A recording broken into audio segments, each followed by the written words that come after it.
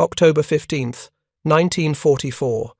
The rolling farmland east of Nancy, France.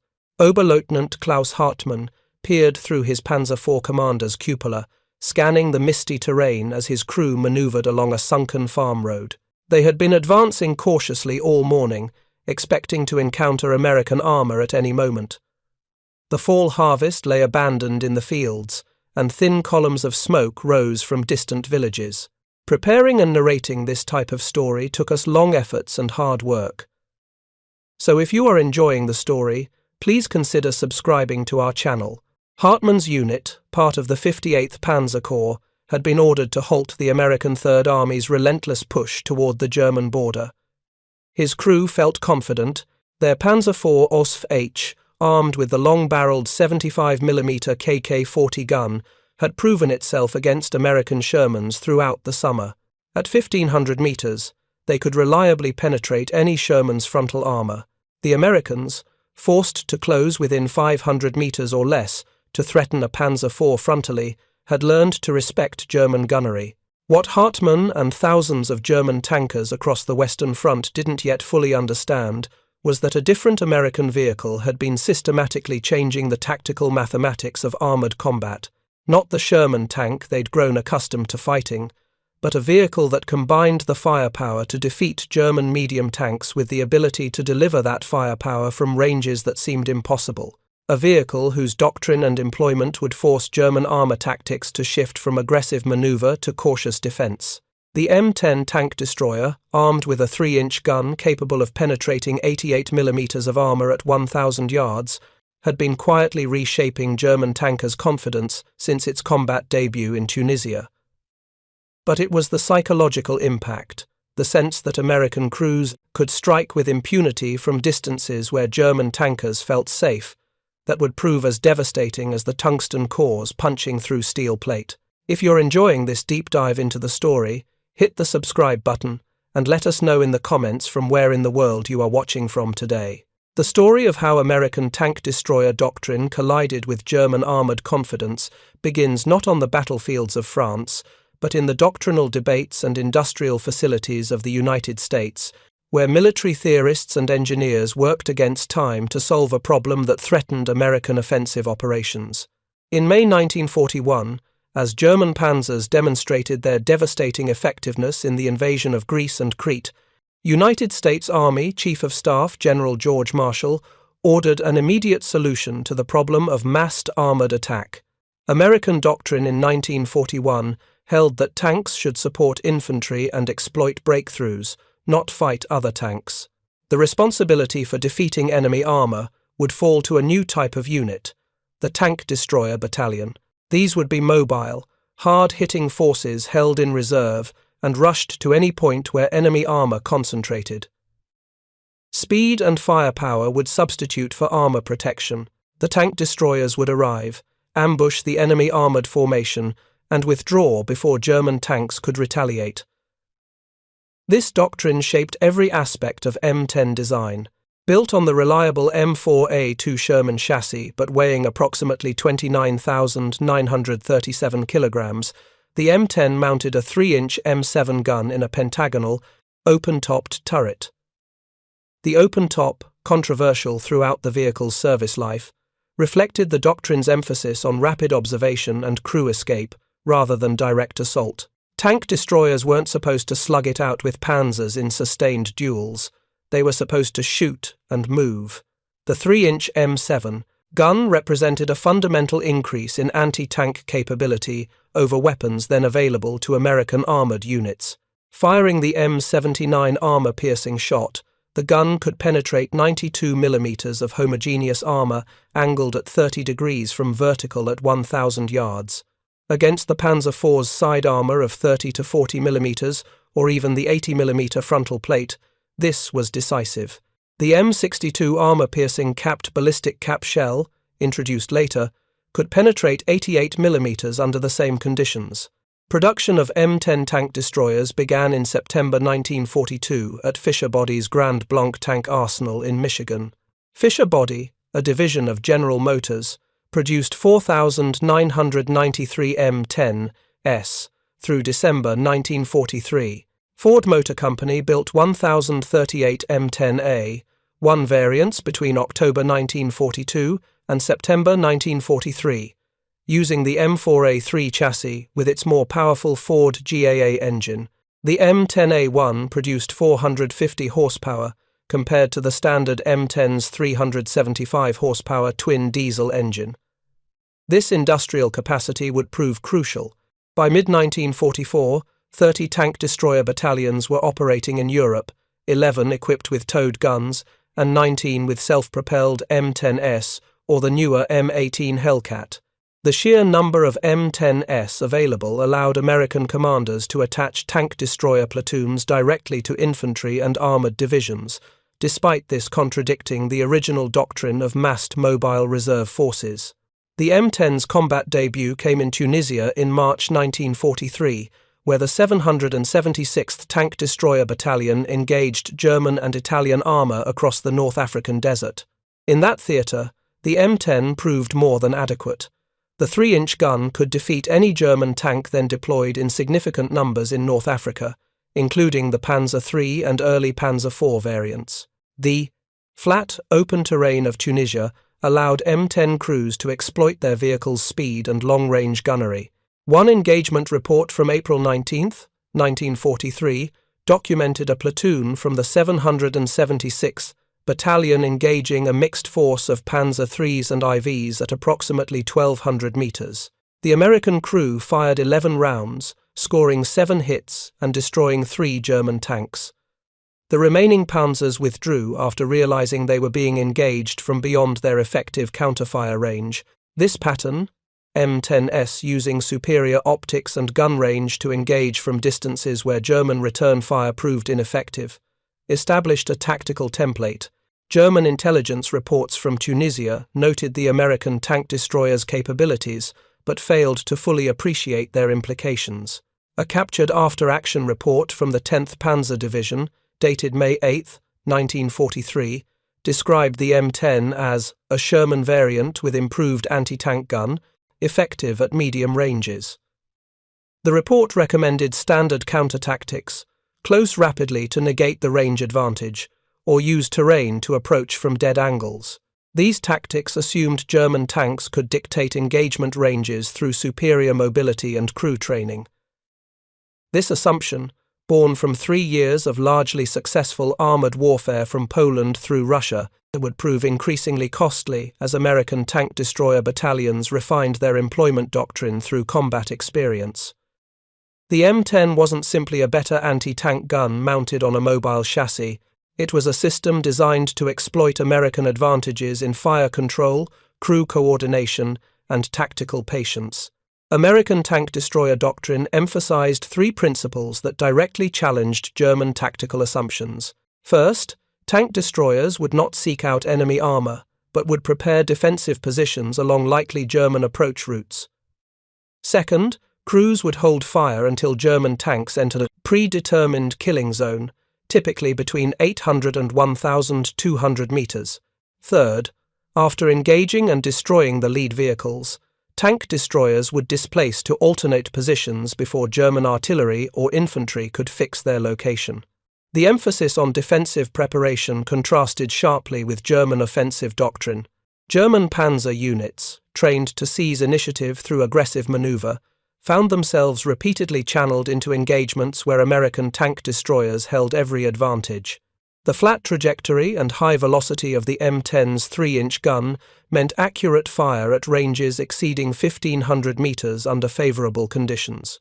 A French variant, modified by engineer Sylvain Seurat with naval gun sights in 1944, could engage targets out to 3,000 meters.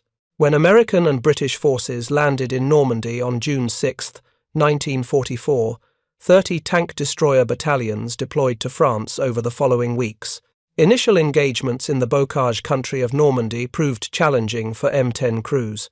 The landscape of thick hedgerows, sunken lanes, and small fields restricted sightlines to a few hundred meters at most. German crews, comfortable fighting at close quarters where their armor and crew training provided advantages, scored numerous kills against M10s caught in ambush. On July 10, 1944, The 899th Tank Destroyer Battalion faced a German counterattack by the Panzer Division near Le Désert. The engagement demonstrated both the limitations and potential of the M10 in close terrain. Fighting at ranges of less than 200 meters in the claustrophobic hedgerow corridors, the 899th destroyed 12 Panthers, 1 Panzer IV, and 1 Sturmgeschütz III assault gun over 2 days of intense combat. But the cost was significant. Several M10s were lost to flanking attacks, and crew casualties ran high. The experience at Le Désert prompted urgent requests from Eisenhower's headquarters for better anti-tank capability. On July 6, 1944, just days before the engagement, Eisenhower had learned that the M10's standard ammunition could not reliably penetrate Panther frontal armor beyond point-blank range. His response, documented by multiple witnesses, captured the frustration at command level. American armor doctrine had assured him the 3-inch gun would handle any German tank. Combat experience proved otherwise. The solution already existed, but in insufficient quantities. High-velocity armor-piercing ammunition, designated T4, and later standardized as M93, began reaching tank destroyer units in September 1944. These tungsten carbide cord rounds could penetrate 135 mm of armor at 30 degrees and 1,000 yards. Against a Panther's gun mantlet, curved and 100 mm thick on early variants, 120 mm on the G model, this meant reliable penetration at ranges up to 1,000 meters, but HVAP ammunition remained scarce throughout the war.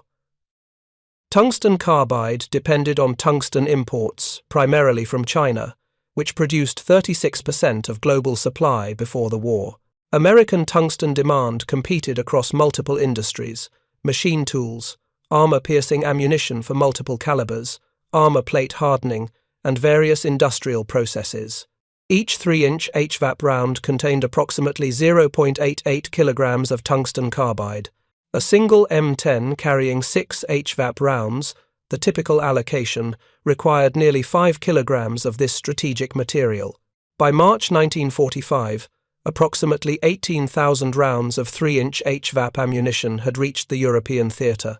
With hundreds of M10s in service, this meant most tank destroyer crews operated with between 4 and 8 HVAP rounds. Standard doctrine instructed crews to preserve HVAP ammunition for Panthers and Tigers, using standard M79 or M62 rounds against Panzer IVs, assault guns, and light vehicles. The psychological impact of HVAP availability transcended its limited numbers. German tank crews, accustomed to fighting behind armor they believed proof against American guns at normal combat ranges, discovered that M10s could now threaten them frontally at distances approaching 1,000 meters. Veterans interviewed after the war consistently emphasized not the frequency of HVAP penetrations, but the knowledge that such penetrations were possible. The mental calculation of safe engagement ranges, previously weighted heavily in German favor, shifted toward uncertainty. As American forces broke out from Normandy in late July and early August 1944, the terrain opened into the rolling farmland of central France. Here, where sight lines extended to 2,000 meters or more, M10 tank destroyer battalions finally operated in their designed environment. The results forced German armor commanders to completely reconsider their tactical approach to American armored formations. An engagement near Argentan on August 14, 1944, demonstrated the M10's capabilities in open terrain. The 773rd Tank Destroyer Battalion, supporting the French 2nd Armoured Division, established defensive positions on high ground overlooking the Argentangent Falaise Road. German forces attempting to escape the Falaise pocket had to traverse 6 kilometers of open farmland under observation from American positions. As a column from the 2nd Panzer Division began crossing the exposed ground, M10 crews waited. The lead vehicle, a Panther, reached a position 1,500 meters from the American line. The 773rd's commander held fire. More vehicles emerged from the tree line.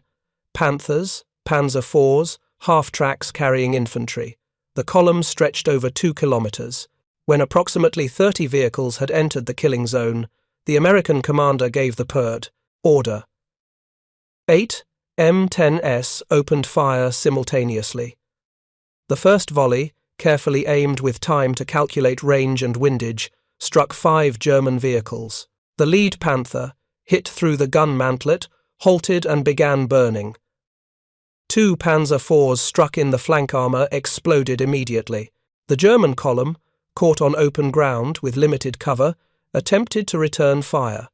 At 1,500 metres, Panther guns could theoretically penetrate an M10's frontal armour, but M10 crews had prepared their positions carefully. Only turrets and gun barrels presented clear targets. German fire fell short or glanced off the sloped turret faces. Over the next 40 minutes, the 773rd Tank Destroyer Battalion methodically engaged the trapped German column. Standard M79 rounds proved effective against the Panzer IV's flanks and turrets. The few HVAP rounds available were reserved for Panthers that attempted to maneuver into covered positions. By the engagement's conclusion, 17 German armoured vehicles lay burning on the Argentan plain. The 773rd reported no losses. German after-action reports from 2nd Panzer Division survivors described the engagement as impossible to counter. At the ranges the Americans were firing from, German tank guns could not effectively retaliate against hull-down positions. The division's commander noted that attempting to close the distance under fire proved suicidal. The M10s shifted fire faster than German tanks could advance. Attempts to suppress American positions with high explosive fire proved ineffective against the prepared positions. This pattern repeated across France in August and September 1944. American tank destroyer battalions, no longer constrained by Normandy's close terrain, established overwatch positions at ranges between 1,200 and 1,800 metres. German armour attempting to manoeuvre found itself under accurate fire from distances where counter-battery fire remained difficult. The tactical initiative, previously held by German forces through superior crew training and armoured vehicle quality, shifted to American units that could mass fires and dictate engagement ranges. The psychological impact on German tank crews manifested in multiple ways. Post-war interviews with veterans from the 5th Panzer Army, which defended Lorraine through autumn 1944, revealed consistent themes. Crews described feeling hunted rather than engaged in fair combat. The Americans, they complained, refused to close to what Germans considered proper fighting range. Instead, American tank destroyers fired from extreme distances, achieving hits through patient observation and superior optics rather than crew skill. This perception, that American tactics were somehow unsporting, reflected a fundamental misunderstanding of the strategic situation. Germany's armoured forces, outnumbered and increasingly short of fuel and ammunition, could not afford the war of manoeuvre they'd been trained for. American commanders, aware they held material superiority, deliberately chose tactics that minimized risk while maximizing the effectiveness of their numerical and industrial advantages. Tank destroyer doctrine, with its emphasis on prepared positions and long-range engagement, perfectly suited this approach. German tactical manuals from late 1944 reveal attempts to counter American tank destroyer tactics. Instructions emphasized rapid closing of distances, use of smoke screens to blind American gunners, and coordination with infantry to fix American positions for artillery strikes. These counter-tactics achieved occasional success, but they required resources, coordination, and time that German forces increasingly lacked. If you find this story engaging, please take a moment to subscribe and enable notifications. It helps us continue producing in-depth content like this. The autumn 1944 campaign in Lorraine demonstrated how completely M10 employment had shifted German tactical thinking. As Patton's Third Army pushed toward the German border, American tank destroyer battalions established a defense in depth across the Moselle River Valley. German counterattacks, necessary to prevent Third Army from reaching the Siegfried Line, repeatedly encountered M10s in prepared positions at ranges exceeding 1,000 metres. The 899th Tank Destroyer Battalion, which had fought at Le Desert in July, now operated from carefully selected positions along the Metz fortifications. On November 9, 1944, elements of the 11th Panzer Division attempted to relieve German forces trapped in Metz. The attack, launched at dawn through morning fog, initially achieved surprise. German armor penetrated American forward positions and appeared positioned to break through to the city. The 899th, positioned on high ground 2 kilometers behind the forward line, waited as German tanks emerged from the fog. At approximately 0700 hours, visibility improved sufficiently for accurate ranging. M10 crews opened fire at approximately 1,300 meters. The lead German tanks, Panthers and Panzer IVs intermixed, immediately came under accurate fire. Within 15 minutes, 7 German tanks burned. The attack stalled as German commanders realized they faced a prepared defense in depth rather than a thin forward line. German tank commanders interviewed after the war consistently cited engagements like Metz as marking a fundamental shift in Western Front armored combat. Prior to autumn 1944, German crews felt confident they could defeat American armor through superior gunnery and tactical skill. After repeated encounters with M10 tank destroyers in prepared positions, that confidence eroded. German crews began approaching every engagement, expecting to face fire from hidden positions at extreme range. This erosion of confidence produced measurable tactical effects. German armored units, previously aggressive in seeking combat, became cautious. Reconnaissance intensified. Advances slowed. Combined arms coordination, already stressed by fuel and ammunition shortages, became mandatory rather than optional. Tank attacks without infantry and artillery support became rare. These changes, while tactically sound, sacrificed the speed and surprise that German doctrine depended upon. American commanders recognized and exploited this shift. Tank destroyer battalions, originally envisioned as mobile reserves, instead became anvils around which maneuver elements operated. Infantry divisions advancing through defended terrain could call on attached tank destroyer platoons to suppress German strongpoints from ranges safe from German anti-tank fire. Armoured divisions used tank destroyers to fix German armour in place while Shermans manoeuvred for flank attacks. The Battle of Aracourt in September 1944 showcased this evolution in combined arms employment. The 37th Tank Battalion, part of the 4th Armoured Division, faced elements of the 5th Panzer Army attempting to halt Third Army's advance. The engagement sprawled across rolling farmland east of Nancy, terrain ideal for long-range gunnery. Attached to the 37th was a platoon from the 704th Tank Destroyer Battalion. On the morning of September 19th, German armour approached American positions near Aracourt. The tank destroyers, positioned on a low ridge approximately 1,400 meters from the German line of advance, held fire as Shermans from the 37th engaged German attention. When German tanks maneuvered to counter the Sherman threat, they exposed their flanks to the tank destroyer positions. The 704th's M10s opened fire. At 1,400 meters, firing into the sides of Panthers and Panzer IVs, the results were devastating. 7 German tanks were destroyed in the opening volley. The survivors attempted to locate and suppress the tank destroyer positions, but the M10s had prepared multiple firing positions. As German fire concentrated on one position, the M10s displaced to alternate sites and resumed firing.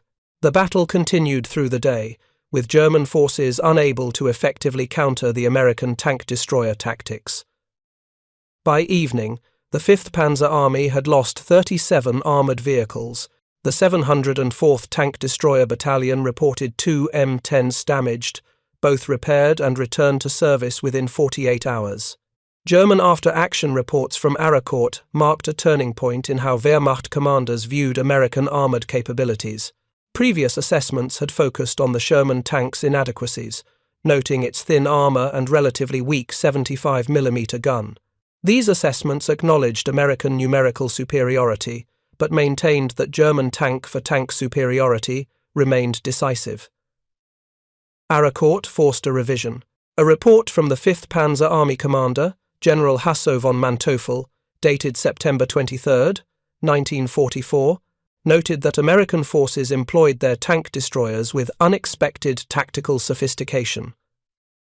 The report observed that American crews demonstrated patience in selecting engagement ranges, excellent fire discipline in avoiding premature engagement, and skillful use of terrain to maximize their vehicles' advantages while minimizing vulnerabilities. Von Manteuffel recommended avoiding open terrain engagements with American forces unless German units held significant numerical superiority.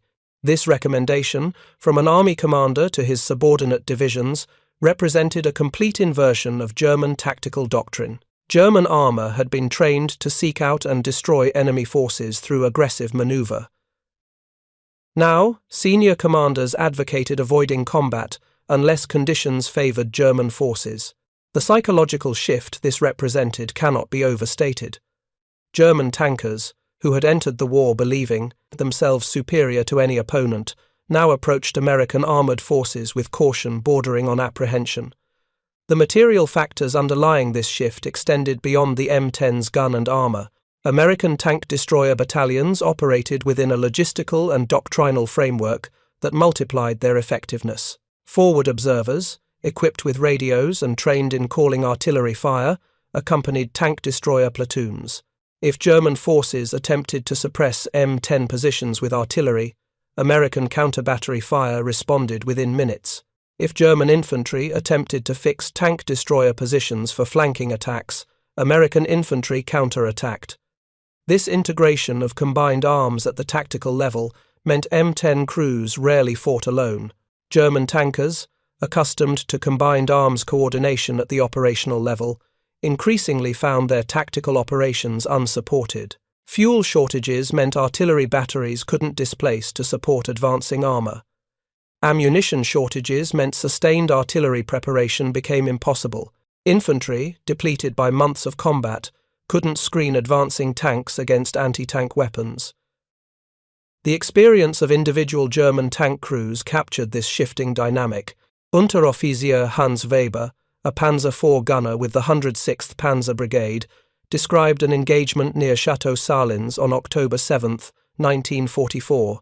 Weber's company had been ordered to probe American positions along a ridgeline.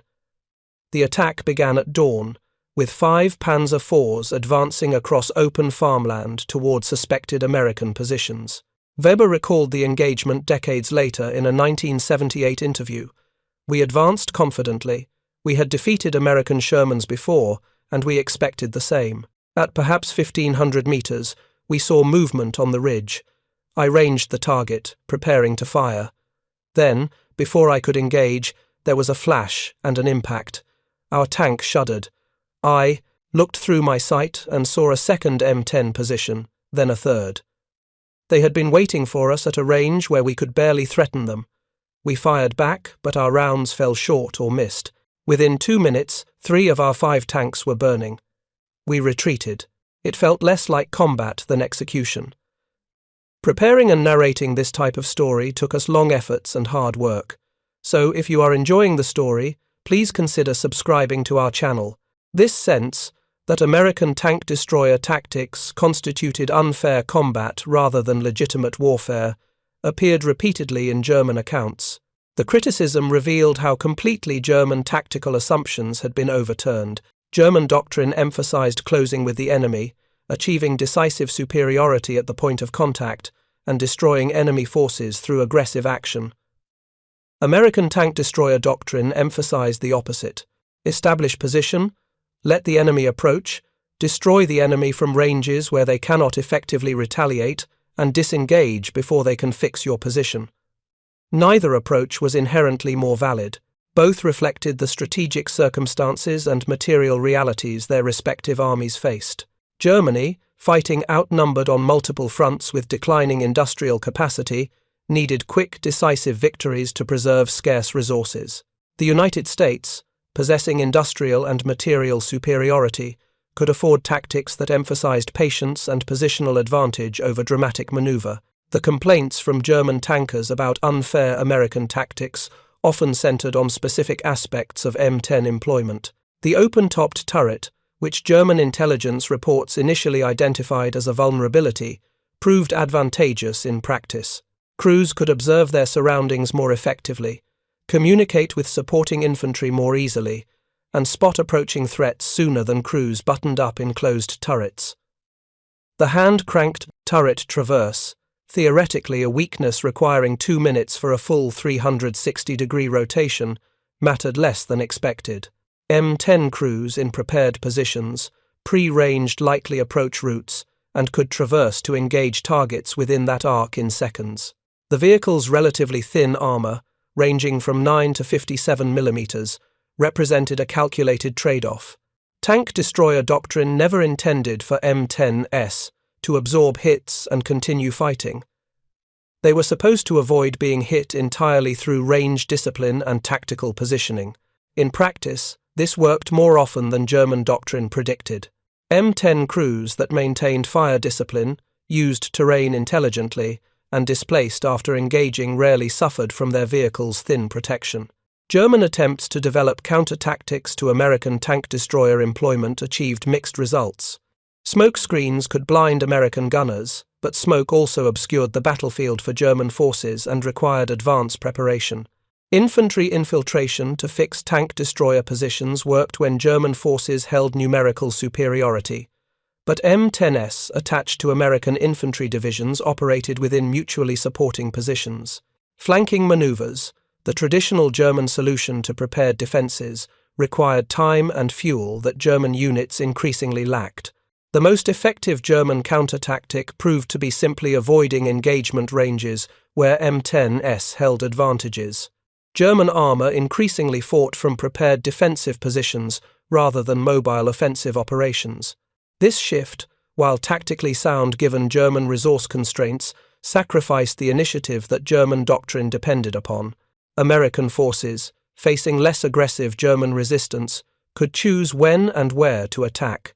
Tank-destroyer battalions, no longer reacting to German armored thrusts, instead supported American offensive operations.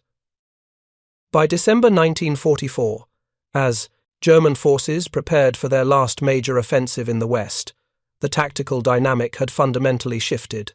The Battle of the Bulge, Germany's desperate attempt to split Allied forces and capture the port of Antwerp, would demonstrate how completely American forces had adapted to defeating German armor. It would also provide German tank crews with perhaps their most profound realization about the material and tactical superiority American forces had achieved. The Ardennes offensive, launched on December 16, 1944, achieved initial surprise. American forces, thinly spread along what had been considered a quiet sector, reeled under the assault. German armored spearheads penetrated deep into Allied lines, but the offensive's success depended on capturing intact fuel depots and maintaining momentum. Both requirements proved impossible to achieve. American tank destroyer battalions, positioned in the Ardennes more by chance than design, found themselves in the path of German armored advances. The 823rd Tank Destroyer Battalion, equipped with towed 3-inch guns, established defensive positions near Baraque de Fracture, a critical road junction.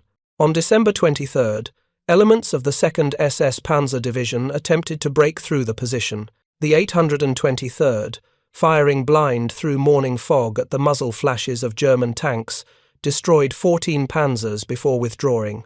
The battalion lost 11 guns but delayed the German advance by 24 critical hours. Self-propelled M10 battalions fared better. The 705th Tank Destroyer Battalion, supporting the 82nd Airborne Division, engaged German armour across the northern shoulder of the Bulge. Throughout late December, M10s from the 705th fought a mobile defence, establishing positions, engaging German armour at ranges between 800 and 1500 metres, then displacing before German forces could coordinate counterattacks. The battalion claimed 31. German armoured vehicles destroyed between December 19th and December 26th, losing 4 M10s. German after-action reports from the Ardennes offensive revealed the extent to which American tank destroyer tactics had been internalized and countered German planning. Multiple reports noted that American forces established defense in depth rather than thin forward lines. Tank destroyers, positioned to cover likely German approach routes, engaged German armor at ranges that negated German firepower advantages. American artillery, coordinated with tank destroyer positions, suppressed German attempts to deploy supporting fires. Perhaps most significantly, German commanders noted American willingness to trade space for time. Rather than defending every position stubbornly, American units conducted fighting withdrawals that preserved forces while channeling German advances into prepared killing zones. This operational flexibility, enabled by superior logistics and communications, meant German armoured spearheads repeatedly found themselves engaged from unexpected angles at ranges where they couldn't effectively retaliate. The failure of the Ardennes offensive marked the final collapse of German offensive capability in the West. From January 1945 onward, German forces fought a purely defensive campaign, trading space for time while hoping for a political settlement. In this defensive role, German armour should have held advantages. Prepared positions, shortened supply lines, and defensive terrain should have favoured German forces. But even in defence, American tank destroyer tactics proved difficult to counter. As American forces crossed into Germany in early 1945, M10 tank destroyer battalions continued their evolution, with the arrival of the M36 Jackson, mounting a 90mm gun capable of defeating any German armour. Some M10 battalions converted to the new vehicle.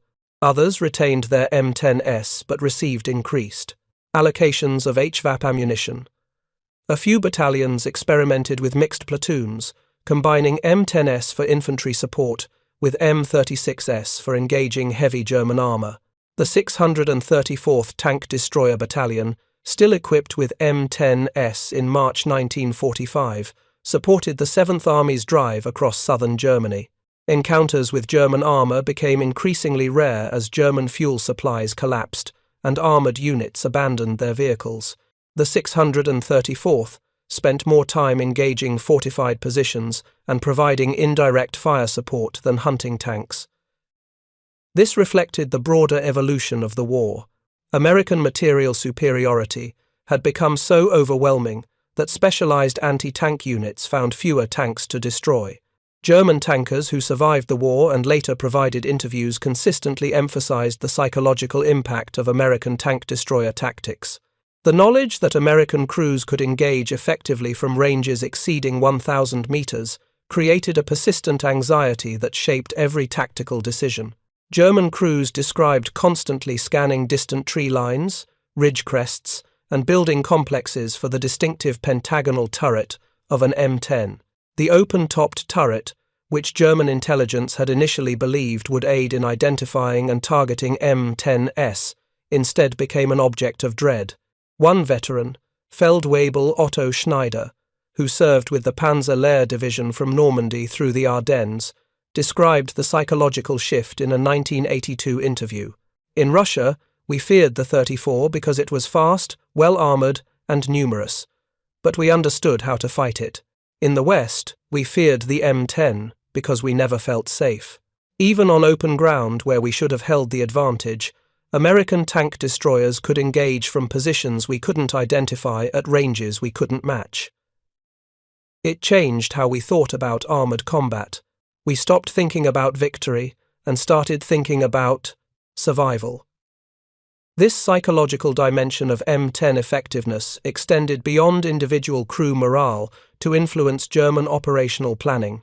As the war entered its final months, German armour commanders increasingly avoided committing their forces to offensive operations where American tank destroyers might be present. Tanks, previously employed as offensive weapons, became mobile pillboxes supporting static defences. This defensive mindset, while reflecting material realities, also demonstrated how effectively American tactical methods had stripped away German confidence. The broader strategic implications of American tank destroyer doctrine's success illuminate important lessons about technological competition and tactical innovation. The M10 was not technologically superior to German tanks in most measurable categories. Its armour was thinner than a Panzer IV's, its gun less powerful than a Panzer's, its mobility comparable rather than superior. What made the M10 effective was the doctrinal framework surrounding its employment and the material resources supporting that doctrine. American tank destroyer battalions operated within a system that provided forward observers, responsive artillery support, reliable logistics, and tactical flexibility. German Panzer units, increasingly isolated by fuel shortages, ammunition limitations, and command disruptions, could not match this systemic integration. The M10's effectiveness thus reflected not individual vehicle superiority, but the superior combined arms doctrine and material support available to American forces. The production numbers tell their own story. American factories produced approximately 6,706 M10 and M10A1 tank destroyers between 1942 and 1944. Germany produced approximately 6,000 Panthers during the entire war. While Panthers were technologically superior on paper, American industrial capacity produced comparable numbers of a vehicle that, when properly employed, could defeat Panthers under favorable conditions. This industrial reality, combined with effective tactical employment, proved strategically decisive. Post-war analysis by both American and German military theorists reached similar conclusions about tank destroyer effectiveness. The M10 succeeded not because it was the best anti-tank weapon available, but because American forces employed it within a doctrinal framework that maximized its advantages while minimizing its vulnerabilities. German forces, trained and equipped for mobile offensive warfare, proved unable to adapt quickly enough to counter American positional tactics, backed by overwhelming material superiority.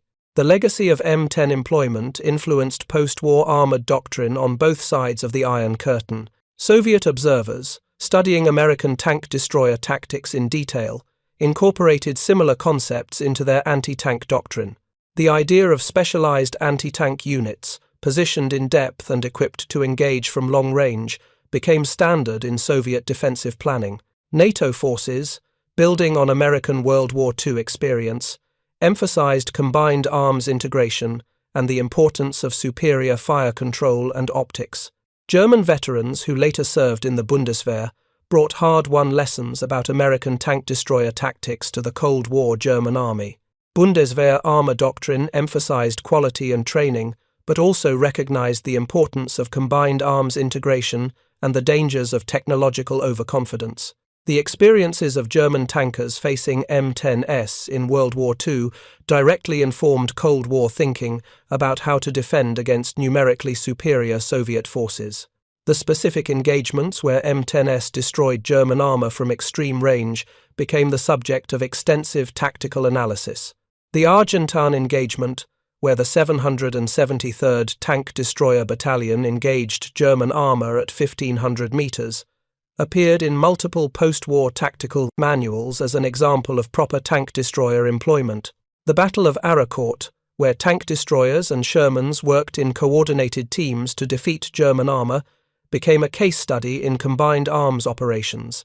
For the German tankers who faced M10s and survived, the experience left lasting impressions that shaped their understanding of armored warfare. Many emphasized that what they found most difficult wasn't the M10 itself, but the tactical patience and positional discipline American crews demonstrated. German tankers, trained to seize initiative through aggressive action, found themselves repeatedly outmaneuvered by American crews willing to wait for perfect firing positions before engaging. The complaint that American tactics were unfair, which appeared in multiple German accounts, reflected a genuine cultural and doctrinal clash. German military tradition emphasized offensive spirit, aggressive leadership, and decisive action. Tank destroyer doctrine emphasized preparation, patience, and systematic destruction of enemy forces from positions of advantage. Both approaches had merit within their respective strategic contexts, but in the material conditions of 1944 and 45, American methods proved more effective. The final reckoning came in May 1945 as German forces surrendered. American ordnance officers systematically examined destroyed vehicles, cataloguing damage patterns and assessing weapon effectiveness. M10 penetrations on destroyed German tanks were clearly identifiable. Clean holes through gun mantlets, turret faces, or upper hull plates at ranges and angles consistent with long-distance engagement. These physical remnants confirmed what tactical reports had documented. M10s succeeded in destroying German armor from ranges where German crews believed themselves safe. The broader lesson, one that transcended the specific story of the M10 tank destroyer, concerned the relationship between technology, doctrine, and material resources in modern warfare. The vehicle that seemed inferior on paper, the M10 with its thin armor and open turret, proved effective because American forces employed it within a doctrinal framework suited to their strategic advantages. German tanks that appeared superior in specifications proved unable to overcome American material and tactical superiority in practice. For the thousands of German tankers who survived encounters with M10 tank destroyers, the experience became a defining memory of the Western Front. The distinctive crack of a 3-inch gun firing at long range, the sudden realization that they were under fire from positions they couldn't identify, the helpless feeling as their own guns lacked the range to retaliate effectively, these memories shaped how veterans remembered the war. In their accounts, the M10 became a symbol of American material superiority and tactical competence that ultimately proved impossible to overcome. The story of German reactions to American M10 tank destroyers illustrates how warfare's human dimension intersects with technology and tactics. German tankers weren't defeated solely by American vehicles or weapons. They were defeated by a combination of factors: American industrial capacity that produced overwhelming numbers of adequate equipment, tactical doctrine that maximized American advantages while exploiting German weaknesses, and systematic integration of combined arms that German forces couldn't match given their resource constraints. When German veterans later described feeling that American tactics were unfair, they were responding to a fundamental shift in the nature of armored combat. The war they'd trained for, mobile and aggressive with success going to the side that seized initiative, had been replaced by a war of material attrition, where patience and systematic application of superior resources proved decisive. The M10 tank destroyer, with its emphasis on long-range position engagement, epitomized this shift. The afternoon of April 28, 1945, marked one of the final engagements between German armor and American tank destroyers. Elements of the 636th Tank Destroyer Battalion, supporting the 45th Infantry Division near Munich, encountered a small group of Panthers attempting to delay American advance. The engagement lasted less than 15 minutes. From positions approximately 1,200 meters distant, M10 crews destroyed 3 Panthers without suffering casualties. German crews abandoned the surviving vehicles and withdrew. This engagement, minor in the larger context of the war's final days, encapsulated everything German tankers had learned to fear about American tank destroyers. The Americans held position, waited for German tanks to expose themselves, engaged from a range that minimized risk, and achieved decisive results before German crews could effectively respond. It represented the complete maturation of American tank destroyer doctrine and the culmination of tactical lessons learned across 2 years of combat. Thank you for watching. For more detailed historical breakdowns, check out the other videos on your screen now, and don't forget to subscribe.